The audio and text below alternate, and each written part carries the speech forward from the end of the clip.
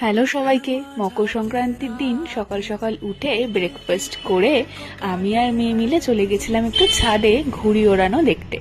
গত বছর যেহেতু ও বেশ ছোট ছিল তাই সেইভাবে কিছুই বোঝেনি, এই বছর বেশ এনজয় করছে।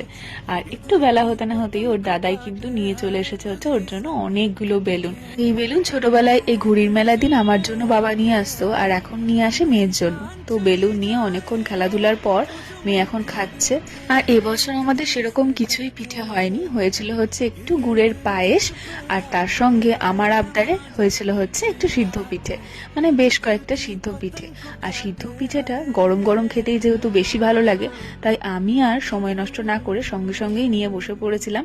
আর এই গরম গরম পিঠের উপর যদি উপর থেকে ঝোলা নলেন গুড় ছড়িয়ে খাওয়া যায় তাহলে তো এর স্বাদ আরো ডবল হয়ে যায়।